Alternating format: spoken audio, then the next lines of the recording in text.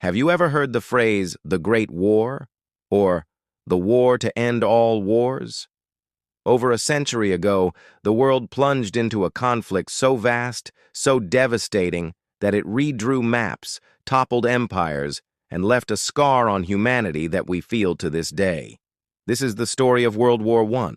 Our story begins not on a battlefield, but on a street corner in Sarajevo on June 28, 1914.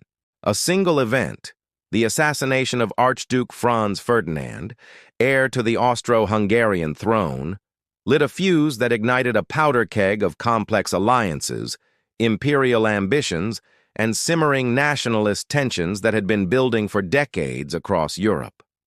Austria-Hungary, seeking to punish Serbia for the assassination, declared war.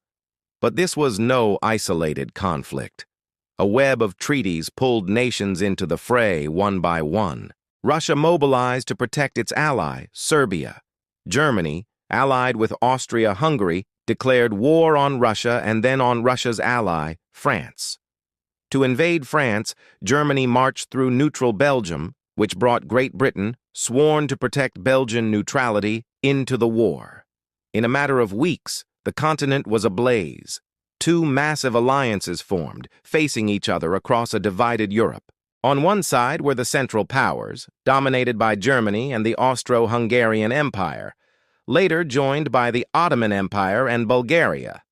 On the other side were the Allied Powers, initially led by France, Great Britain, and Russia, and later joined by Italy, Japan, and, crucially, the United States. Millions of young men, filled with a sense of patriotism and adventure, marched off to war, believing it would all be over by Christmas. They couldn't have been more wrong. The romanticized vision of warfare quickly dissolved into a brutal, horrifying reality. On the Western Front, which stretched for over 400 miles from the Swiss border to the North Sea, the war became a stalemate. Armies dug in, creating a labyrinthine network of trenches. Life in these trenches was a living nightmare.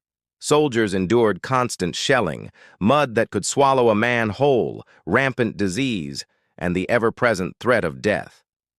The land between the opposing trenches was a desolate, crater-filled wasteland known as No Man's Land, a place where a single step could mean instant death from machine gun fire or a hidden sniper.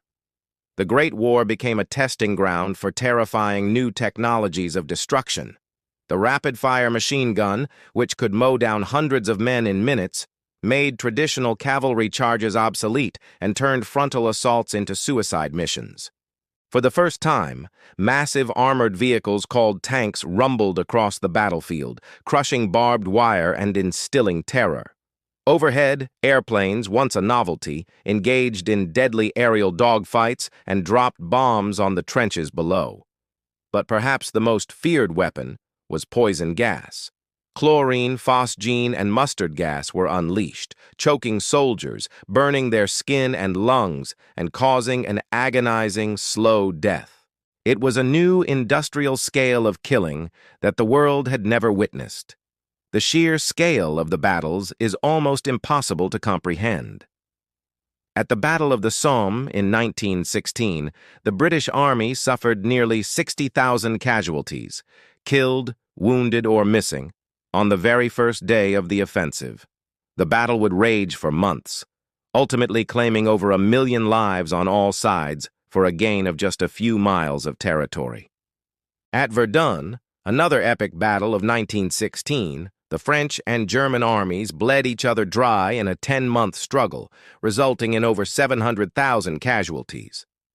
The French rallying cry, "They shall not pass," became a symbol of national resistance, but it came at an unthinkable price, and the fighting wasn't confined to the Western Front. On the Eastern Front, vast armies clashed across huge territories.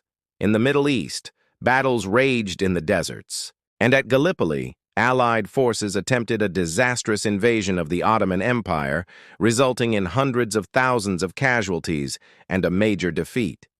For years, the war ground on, a relentless meat grinder consuming a generation of men. At sea, German U-boats waged unrestricted submarine warfare, sinking military and civilian ships alike, threatening to starve Britain into submission. It was this policy that would ultimately draw a new, powerful nation into the conflict. In 1917, after repeated attacks on its ships, including the sinking of the passenger liner Lusitania, which had American citizens on board, and the discovery of a German proposal to Mexico for an alliance against the U.S., the United States declared war on Germany. The arrival of fresh American troops, known as doughboys, provided a much-needed boost to the exhausted Allied forces, tipping the balance of power. By 1918, after 4 long years of unimaginable slaughter and hardship, the Central Powers were collapsing. Their economies were shattered, their people were starving, and their armies were exhausted and demoralized. A final, desperate German offensive in the spring of 1918 failed. The Allied counterattack, bolstered by American might, proved unstoppable. One by one, Germany's allies surrendered. Finally, facing revolution at home and defeat on the battlefield, Germany signed an armistice. At the 11th hour of the 11th day of the 11th month, 1918, the guns on the Western Front fell silent. The Great War was over. The world that emerged from the rubble was profoundly changed. Empires that had stood for centuries, the German, the Austro-Hungarian, the Ottoman, and the Russian, were gone. New countries were born, and old borders were redrawn. The war claimed an estimated 20 million lives, both military and civilian, and left another 21 million wounded. The psychological trauma, the shell shock experienced by soldiers, would haunt survivors for the rest of their lives. People called it the war to end all wars because they couldn't imagine humanity ever allowing such a catastrophe to happen again. They believed the immense sacrifice had to have been for a greater purpose, the creation of a more peaceful, just world. Yet, the peace that followed was fragile.